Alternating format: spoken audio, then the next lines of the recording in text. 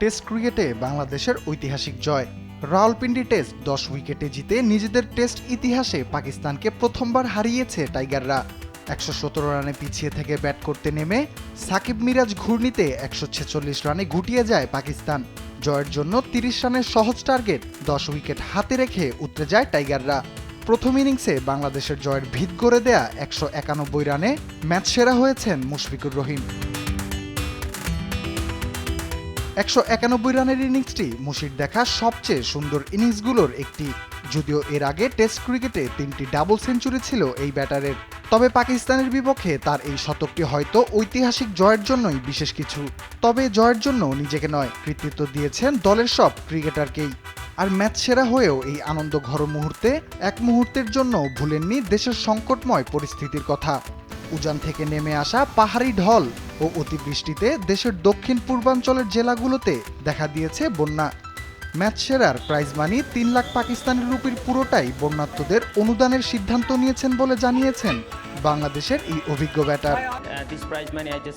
এই জয়টা আমাদের জন্য খুবই গুরুত্বপূর্ণ। তবে এটাও ভুললে চলবে না যে বন্যায় আমাদের দেশের লাখো মানুষ কষ্ট করছে।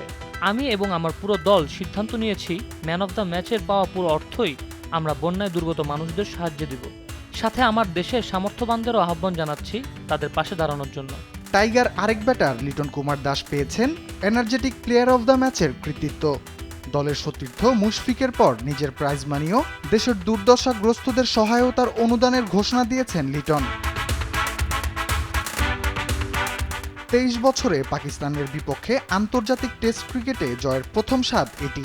আর এই জয় বৈষম্য বিরোধী ছাত্র আন্দোলনে নিহতদের স্মরণে উৎসর্গ করেছেন অধিনায়ক নাজমুল হোসেন। রিসেন্টলি বৈষম্য বিরোধী ছাত্র জনতা আন্দোলনে যারা প্রাণ হারিয়েছেন, এই জয়টা আমরা তাদের উদ্দেশ্যে উৎসর্গ করছি এবং তাদের জন্য অনেক অনেক দোয়া।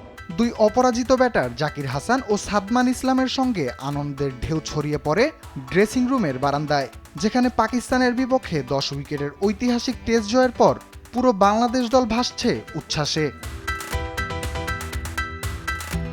রাফিউল ইসলাম রাতুল, স্পোর্টস ডেস্ক, দেশ টিভি।